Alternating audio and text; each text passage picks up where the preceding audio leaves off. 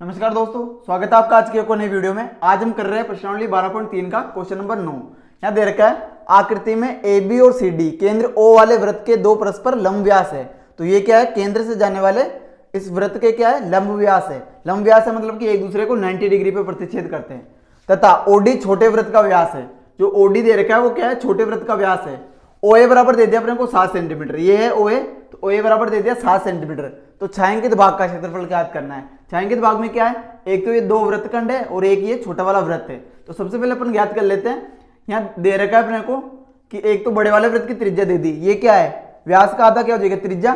तो बड़े वृत्त की त्रिज्या दे दी अपने को, बड़े वृत्त की त्रिज्या बराबर कितनी दे दी, 7 सेंटीमीटर। अब ये जो त्रिज्या है ये छोटे वृत्त का क्या है, व्यास है। तो छोटे वृत्त का व्यास, छोटे वृत्त का व्यास बराबर कितना दे दिया, 7 सेंटीमीटर। और छोटे वृत्त का त्रिज्या की अगर बात करते हैं तो त्रिज्या बराबर कितनी हो जाएगी, 7/2 सेंटीमीटर। ये आपको समझ में आया। और थीटा कितना हो जाएगा, 90 डिग्री, क्योंकि एक दूसरे को ये क्या प्रतिच्छेद करते हैं, लंब विभाजित करते हैं मतलब कि, ठीक है, इसलिए। अब देखो यहाँ पे अगर इनका एक इस वृत्तखंड का मान ज्ञात कर लेते हैं ए क्यू सी का। तो वृत्तखंड ए क्यू सी का क्षेत्रफल, क्योंकि ये एक वृत्तखंड है और ये भी एक वृत्तखंड है, इसका क्षेत्रफल ज्ञात कर लेंगे तो इसका क्षेत्रफल भी हो जाएगा अपने पास में। तो वृत्तखंड ए क्यू सी का क्षेत्रफल ज्ञात करेंगे तो क्या करेंगे, त्रिज्यखंड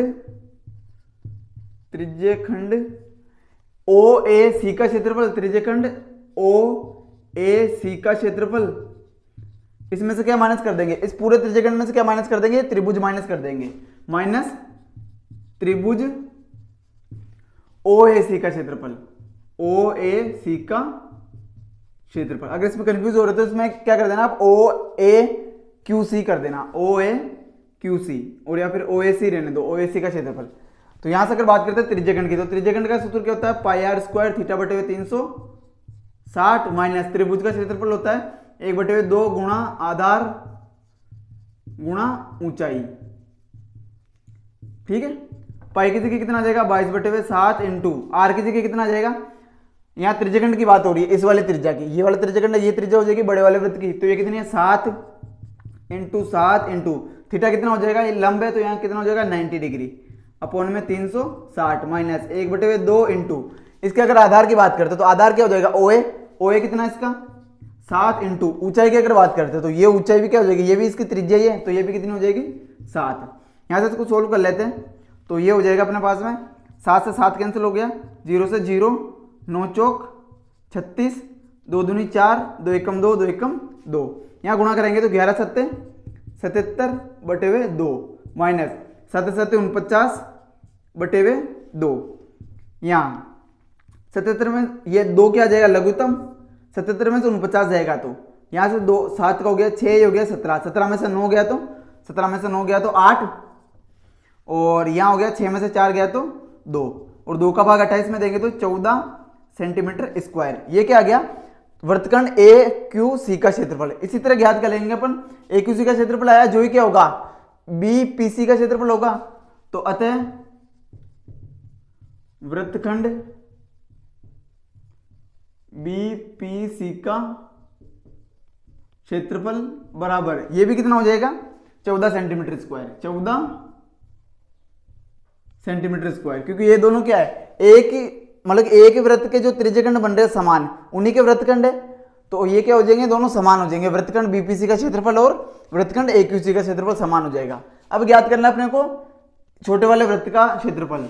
तो छोटे वृत्त का क्षेत्रफल बराबर क्या हो जाएगा, पाई आर स्क्वायर, पाई की जगह 22/7 इंटू आर की जगह कितना आ जाएगा, छोटे वृत्त का त्रिज्या कितनी दे रखी है, 7/2, तो ये 7/2 इंटू 7/2, 7 से 7 कैंसिल, 2 से काटेंगे 11 बार, तो 11 7 77/2, ठीक है। ये आ गया छोटे वृत्त का क्षेत्रफल। क्षेत्रफल तो क्या आ जाएगा, सेंटीमीटर स्क्वायर। अब ज्ञात करना अपने को छायांकित भाग का क्षेत्रफल, तो यहां लिख देंगे छायांकित भाग का क्षेत्रफल बराबर 2 इंटू वृत्तखंड का क्षेत्रफल, वृत्तखंड का क्षेत्रफल प्लस त्रिभुज का क्षेत्रफल प्लस त्रिभुज का क्षेत्रफल। तो 2 इंटू एक वृत्तखंड का क्षेत्रफल कितना है 14, तो दूसरे का भी क्या है 14 ही है, तो 2 इंटू 14 कर दिया, प्लस त्रिभुज का क्षेत्रफल अपने पास में आ गया 77 बटे हुए में 2, ये हो जाएगा 14 दूना 28 प्लस 77 बटे हुए 2। यहां से इसको गुणा करेंगे, इसके नीचे कुछ नहीं मतलब 1 है, 2 क्या ले लिया लघुत्तम, तो ये 28 दूना हो जाएगा 56 प्लस 77, इसको जोड़ देंगे तो कितना हो जाएगा 6 और 7 13, हासिल का 1, 8 और 5 13 बटे हुए में 2, भाग दे देंगे इसमें, 2 चिंग 12, 1 बच गया, 2 चिंग 12, फिर कितना बच गया 1 बच गया, 2 पंजे 10, ये हो गया सेंटीमीटर स्क्वायर। ये क्या गया 6 भाग का क्षेत्रफल लग गया 66.5 सेंटीमीटर स्क्वायर। तो ये था अपना क्वेश्चन नंबर 9। आई होप कि आपको समझ में आया होगा। मिलते हैं नेक्स्ट वीडियो में।